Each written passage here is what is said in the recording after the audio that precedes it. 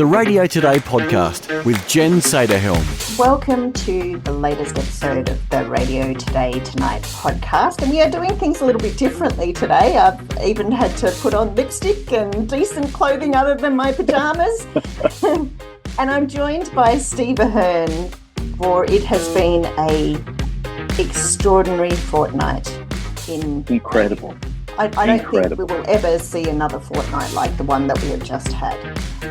However, before we get to Kyle and Jackie O, there's a few other things for Steve and I to talk about that are rather significant as well. We have the Australian Audio Awards with entries closing in a matter of days. Radioinfo is turning 30. In 2 weeks' time, we have GfK Survey 1 for 2026, which is, dare I say it, going to be the most analysed survey outside of Survey 2. And then we come to Kyle and Jackie O, and indeed, when Steve and I first organised to have this chat, it was significantly less progressed than what it is right now. Steve, first and foremost, hello. Lovely to speak with you today. Hi, Jen. Good to be on the podcast with you. So let's start at the beginning and let's talk about the Australian Audio Awards that will be held in May. But for people who've been procrastinating perhaps or sitting on their hands about getting their entries together, there is only a couple of days left. Yes, that's right. The Audio Awards are about to close. So we're recording this on Thursday. Tomorrow, Friday, the 6th of March, will be the closing date. The deadline is midnight, so the clock is ticking. Now, a big hint. If you have not completed your entry and you're right up against it, go in now when you hear this and register anyway, because you might find that there are documents, audio, and various things that you need to upload. You can upload them bit by bit. So rather than try and get them all together and think about it and maybe miss the deadline, at least register, upload everything you currently have. And if there's something missing, work on it right till midnight and upload it by the deadline. If you've got something in, then we will know that you have an entry in progress. But if you haven't even registered, we won't even know you're interested. And really important, because I was reading one of our judges, Spencer Howson, commenting that he'd been talking to someone who'd been like, Australian Audio Awards, I hadn't heard about it. These awards are open to commercial, to community, to public broadcasters for the first time. Absolutely, and that's what makes them different, as we've written and has been reported, but, worth saying it again. When the ACRAs were cancelled, and, the whole industry understands they're very expensive and we know why they were cancelled, but to you, to the editor email, to Radio Today, to Radioinfo, we were deluged with calls and emails and texts saying there's very few organisations in Australia who could do something for the whole radio and audio industry apart from you guys. So they asked and we started working on it, and then Tim and I got together, Tim from Umbrella, and now we have the Australian Audio Awards, which is open to every sector of Australia's radio and podcasting industry. We're pretty proud to have done that, but it's a lot of work and it's a risk for us to do it. We don't know how successful it will be. We think it will be.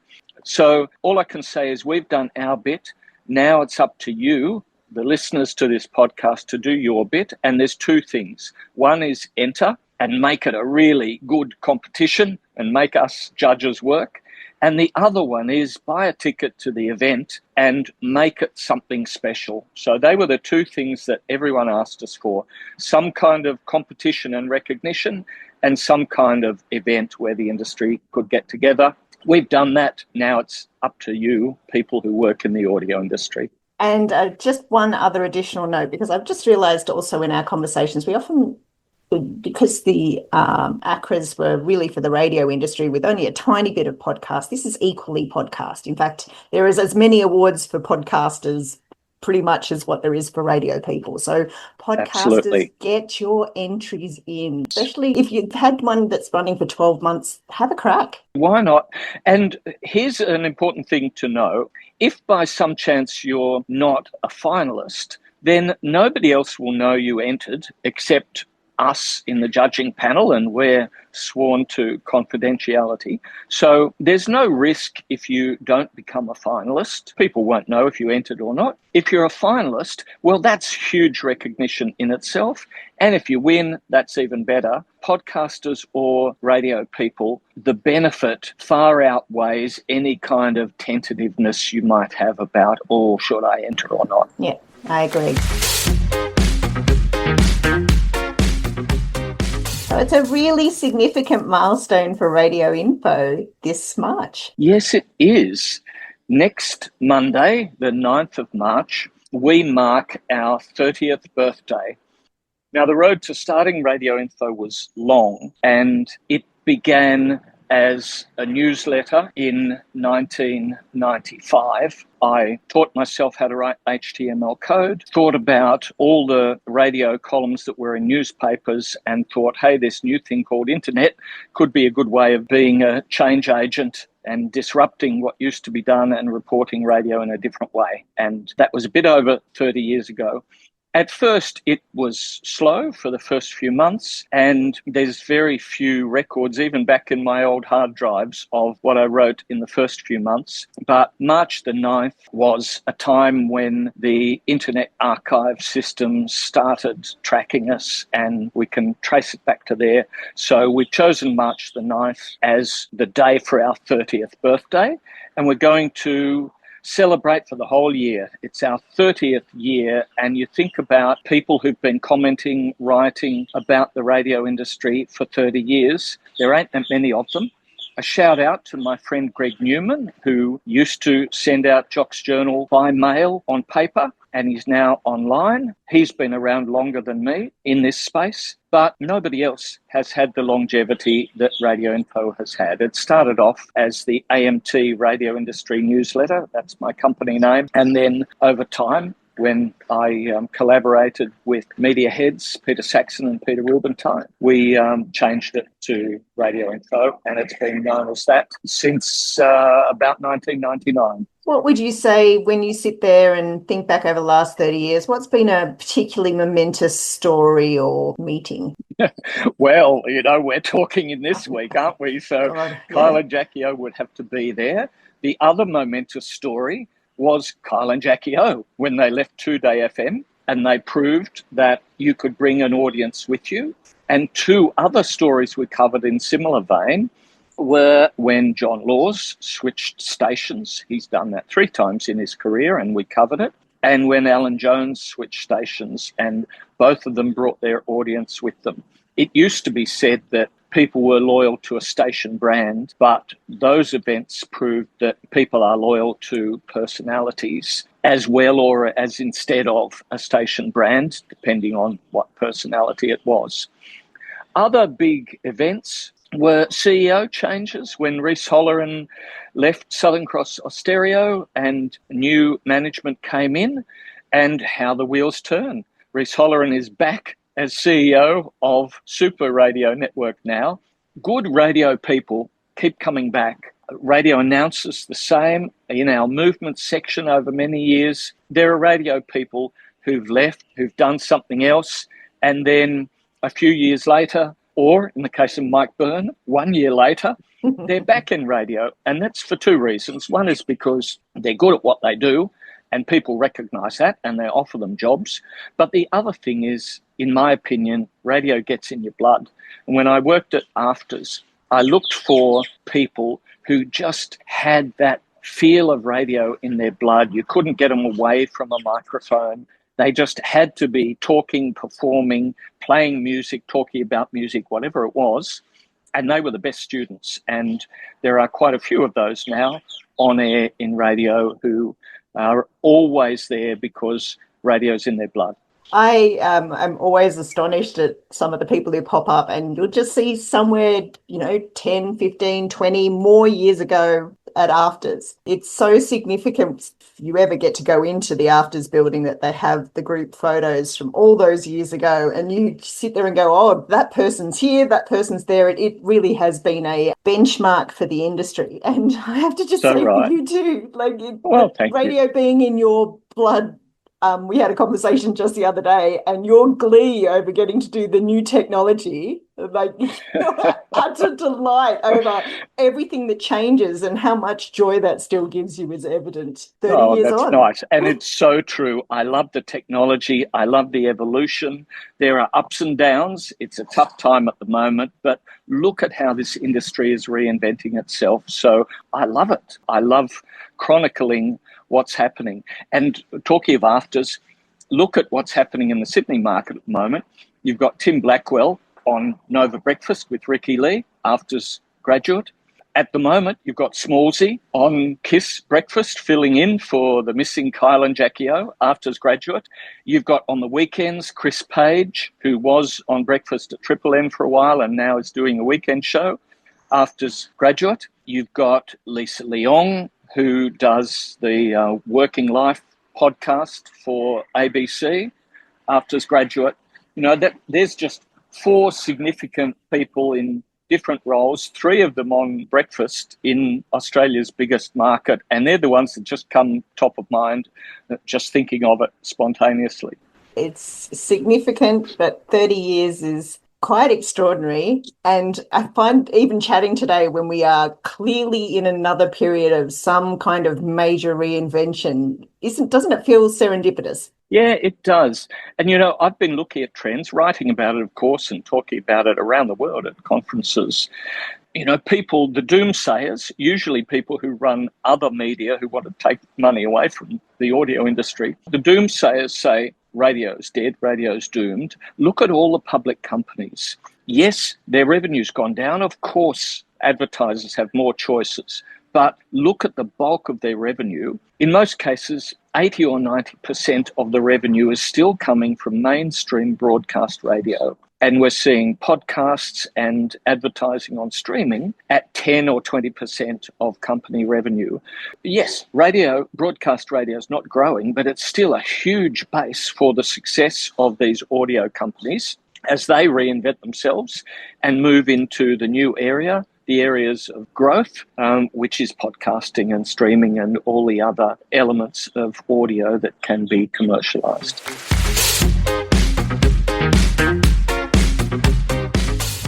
Thursday, March 19 is GfK Survey 1 for 2026. And it's been a little bit confusing because we had a survey released this year, but of course that was the last survey for last year. I'm still getting my head around it. Me too, but I am glad for the change. I feel like having it come out in January is a nice way for the presenters to come back to work. I think it's in the right place now. Having this first survey of the year with everything that changed at the end of last year and the significant changes that have happened in the last week, this is going to be a really significant result for Sydney especially. Yes, absolutely. Last week, the week of the Kyle and Jackie O on-air incident and her then not being on air Thursday and Friday, was the last week of the field work for Survey 1. So there will be an effect. There was a bit of chatter leading up to that as well, but it's only 1 week out of about, I haven't got it in front of me, but 8 or 10 weeks of field work. I think that will give KISS a bit of an uptick because when people are talking about a show, then that often helps. But we won't see a huge difference just based on Kyle and Jackie O in Survey 1. There'll be other factors. I think the biggest factor in the Sydney market will be Christian O'Connell, and Christian is also on air in other markets, so I think there'll be a Christian effect there. I think there will be an effect on Gold Drive as well with Jonesy and Amanda and the change there. The rest will probably show us that the new shifts are building an audience, which would be expected. Probably won't be a lot of change in those shifts first off. It could well be a survey that is not too different from Survey 8, except for Gold. But of course, now we're in week 1 of the field work for Survey 2, and there's 2 weeks for Kyle to show cause in the legal sense for his contract dealings, and then whatever fallout comes from that. So Survey 2 will be full of focus on Kyle and Jackie O breakfast on KISS, Melbourne and Sydney. No doubt about that. That will cause churn across all the stations, particularly stations between 10 years and 54 years, because KISS has a significant listenership there, and those people, some of them will go searching for something else. Even if they come back to KISS, there'll be a lot of churn. Yeah, and there's some new something else's to check out. And again, if we focus on Sydney, Nova has a new breakfast show. Well, a shifted show, so it's not entirely new. Even today is different than 2 what it days was. breakfast with Nathan Emma is still pretty new, and they're sounding quite fresh. So somebody goes there to sample, they might like what they hear. Yes, it's a moment. You know, in managing radio stations and radio programming strategy, if you're a challenger against a big 1 or 2 super brands that dominate the ratings, you know that almost nothing that you do is going to make a dent in those super brands. You can change your shifts, you can put up billboard posters on the road advertising who's there and getting your station name out there.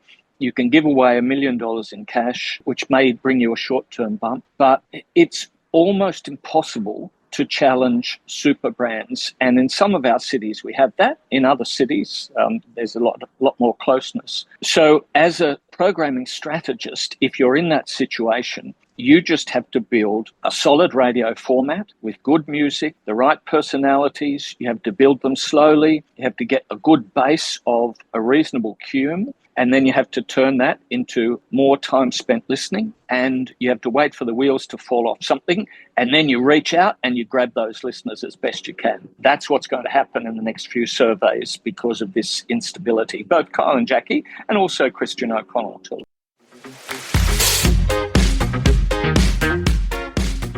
And that brings me to Kyle and Jackie. And I'm going to assume that most people who have tuned into this podcast today are across what has happened and why it's happened and where we are today.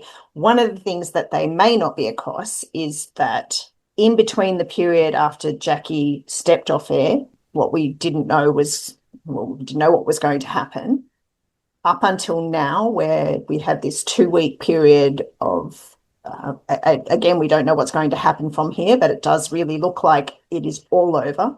But Kyle reached out to you, Steve, for the only conversation, except for what he was saying on air, on the record, about what had happened. And I just wanted to ask you about how that happened and your reflections now on that conversation. Well, I've been around for 30 years doing this, so I guess I'm a recognised personality, and hopefully people know that we try and play a straight bat in our reporting on Radioinfo. So I was delighted when Kyle was happy to go on the record. We know that Kyle also spoke to Craig Bruce on his podcast, but Craig himself said that some of the conversation was off the record. So Kyle rang me back after I sent him a text saying, would he like to talk? And he rang me back and he was happy to be on the record. I didn't record the conversation just out of respect, but I took good notes and I sent him back the words that I'd written down from our notes for him to check. In our conversation, he was very personable, very forthright, as he is, and what we reported was a fair reflection of what was said. Everything that was in our story is an accurate reflection of a Kyle Sandilands on Tuesday who had realised that he'd gone too far. At first he thought it was part of the act. Then he came to realise that he'd really hurt Jackie, and Jackie didn't reply. And he realised that it was much more significant and there was something else happening, as he put it, recognising that Jackie somehow had had a change of heart or a change of sentiment. Maybe she thought enough is enough. We don't know. I haven't spoken to Jackie, so I don't want to speculate. But for whatever reason, Kyle genuinely thought when he spoke to me that they could make up, that management was involved and, perhaps there'd be some kind of mediation conversation or whatever, and that they would make up and continue on. He sounded to me like he was ready to pull his head in a bit. He certainly was ready to do whatever was necessary to make his best friend and someone he describes as being family, make her comfortable again with working with him. Now it has gone to a matter of legals. Suddenly the shutters come down on what people can officially say while a process like that takes place. So for the next 2 weeks, you're going to read and hear and see a lot of speculation, but it's a legal period. ARN have given Kyle 14 days to respond to their intention to cancel his conduct for serious misconduct. And so that will now be locked down, shut down under legal letters back and forth. And at the end of that 2 weeks, we will know what will happen. Behind the scenes, there'll be lots of angst, lots of people issues, lots of people worrying, and that's going to be difficult. But officially, when you're in this kind of legal period, the shutters come down on what can be said publicly. I think the interesting speculation will be what else could happen after that. It's coming from all angles, isn't it? What was in your article that I don't know has been especially commented on elsewhere, and I think a really significant point of this discussion that all networks should be aware of is that I hadn't realised that Kyle was broadcasting from home that day. And Steve, you will know some of the nuance that is lost when you aren't face-to-face, especially when someone is unhappy, that you may not pick up on when you are not sitting right in front of that person. So that was relevant to me because I felt very much like I could hear how upset Jackie was, but it certainly didn't feel like Kyle had taken seriously or felt it himself. Yeah, I think that's right. And I think that's why he told me that he was broadcasting from home. And you're right, it hadn't been mentioned elsewhere. And lots of radio announcers are doing that at present, where one of the team is a long way away from the rest of them. And I just always feel like that does impact not just the relationship within the room, but what listeners hear in return when you're having a not genuinely face-to-face conversation. Yeah, I think that's right. I think the perfect flexibility is sometimes you need to not be in the studio. So as one-offs, I think the technology enables great flexibility that we didn't have in the past. But I agree with you. I think the best rapport comes from two people sitting across from each other, looking at each other, laughing at each other's jokes, giving hand signals, all those things that we do in a live studio. You and I, Steve, we met up face-to-face last week and had a discussion in the days when Jackie was just simply off air for however long. And you will know that I very staunchly advocated for Jackie that it was for real, it wasn't a publicity stunt, etc. I got on my feminist high horse about it. Yeah, rightly so. And I have sat now where we are right now. I want to ask you right now whether you think that this still could be a publicity stunt, because hypothetically, if it is, Steve, it is the biggest that will ever affect Australian media. So true. Look, if it is a publicity stunt, number one, they're smarter than me and most other people in the industry. And number two, you're right, it will be one of the biggest stunts ever, probably bigger than, and Kyle will appreciate this because he loves the history of radio PR stunts, it'll be bigger than the 2SM stunt of putting a jumbo under the harbour bridge. And it was all the time when jumbo jets were started, people thought there would be a jumbo jet flying under the bridge, and Ian McRae put an elephant on a barge and sailed it under the bridge. You know, that ranks as one of Australia's great radio stunts. If this is a stunt, this will eclipse that. It would be huge. Personally, having heard Kyle, I don't think it's a stunt, but Who knows? If it is a stunt, it might be an interesting way of legally breaking the current contracts and allowing all parties to renegotiate. If so, amazing. Personally, I don't think that's the case. I think Kyle was genuine in that he had said the wrong thing, he regretted it, and he was really surprised with Jackie's reaction. But, it was a phone conversation, and I wasn't sitting across from Kyle either, so I couldn't read his face. My instinct is that at least two of the parties wants to break the current contract. They've all realised that $10 million each a year and $200 million locked in for 10 years is not the right business deal for the current radio environment. And I reckon probably everyone wants to break those contracts. Now, if they break them and they all go their own way and do different things, that's one result. Or if they break them and work out a reset and reset again and stay with ARN in a different form on a different salary, then that would be an amazing outcome too. As to what the possibilities could be, I think one of the most significant ones is Kyle's approach to what he might like to do in radio in the future. I looked back at another one of our old interviews on Radioinfo in our 30 years, where Kyle spoke to Peter Saxon, our editor at the time, and said he really admired Howard Stern because Howard Stern was under the pump from the broadcast regulator in America, and he moved to satellite radio, which was less regulated. We know also that Kyle is an admirer of the Joe Rogan podcast, and podcasting is the new unregulated audio environment. So if Kyle doesn't go back to a daily breakfast show, then I reckon he'll be into a talk podcast. If he does, I reckon that'd be a great pickup for any radio network to pick up and broadcast with someone to edit the content for broadcast radio after it's been on the podcast platform. That's one of the possibilities I think could happen, but there's lots of ways it could be mixed and matched. Another thing that people have commented on in our comments section is, what about Jackie? Somebody said she'd make a great 2-day FM breakfast host, going back to the roots before Kyle and Jackie left 2-day, took their audience with them and went to Kiss. There's so much in that to unpack.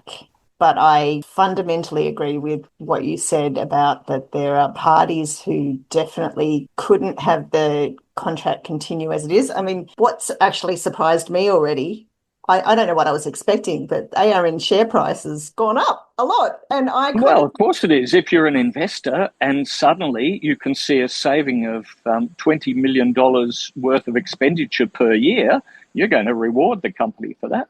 But then on the other side, are they losing something that is too important to lose as well? So that's, I suppose, the balancing out for me. Absolutely.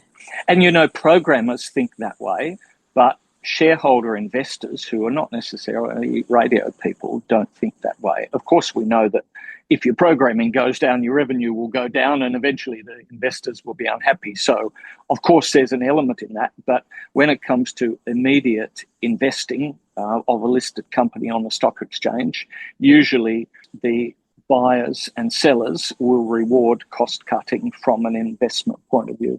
I suspect that next week is going to be relatively quiet on the radio front outside of all of this conversation about what's going to happen from here with Kyle and Jackie O, which will just mean that that story has even more legs than what it has at the moment.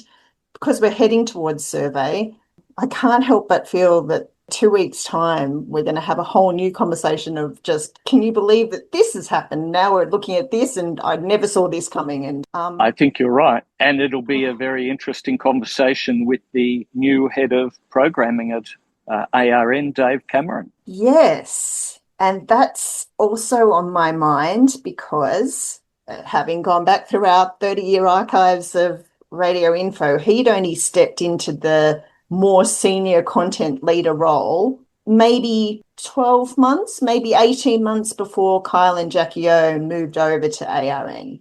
Oh, I'd forgotten that. Wow, that is something worth going back to have a look at because we've been around 30 years and we've reported all those things.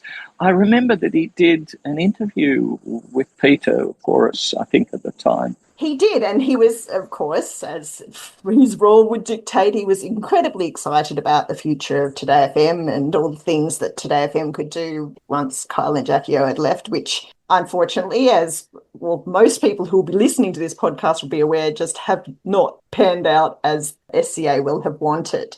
And now Dave is over at ARN, hasn't even got his feet under the desk. And they've left again, possibly. And wow, they've what a left full again. circle moment for Dave Cameron. Possibly. So there's something in that too. And survey day, Steve, I am very interested to hear if you get a chat with Mr. Cameron, who you will have spoken to many, many times in his SCA, with his SCA hat on, whether or not you'll get a ARN conversation. Yeah, I wonder. I'm looking forward to that. Dave is a consummate radio professional and always fronts up and answers the questions as asked. So I will be very interested to hear what he's got to say. Me too. So survey, 2 weeks, Thursday the 19th of March. Get your Australian Audio Awards entries in. They are closed this Friday at midnight. And happy 30th birthday, Radioinfo. Thank you very much. And for you, you're embarking on a trip pretty soon. You're going to be covering Radio Days Europe for us this year. Are you packing? It's colder over in Riga, so it's in Latvia, which is very exciting.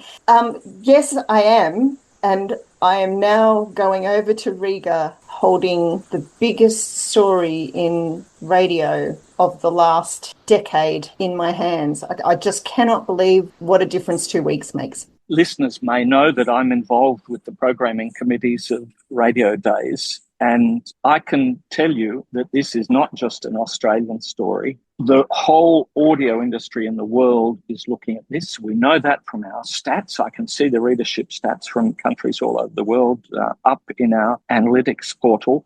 But more than that, I know from talking to the people at Radio Days on our conference program selection committee that Kyle and Jackie O has been a topic of interest to radio the world over for the last many years, and people have wanted to hear from them. Jackie was at a conference a couple of years ago. Wasn't it only last year? And she went with Gemma. Yes, that's right. Yeah, it could have been last year. Yeah. So many conferences, so many years. Yeah. And Kyle had been at a conference in the past too. The world knows these two. They understand the highly successful but controversial format that they do, and they understand the chemistry between them. Radio presenters all over the world have looked to them as examples of what to do and maybe also what not to do, who knows. The world spotlight is on the Kyle and Jackie O show. So you're going to be right there. I'm sure hundreds of people will ask you about it while you're there at Radio Days Europe. And I'll be able to say I have absolutely no idea. But yeah, you can say read Radioinfo and Radio Today and you'll follow it as it happens. Yes, and another 2 weeks is proving to be a very long time in radio land. Steve, lovely to chat today. And you too, Jen. Radio Today with Jen Sederhelm.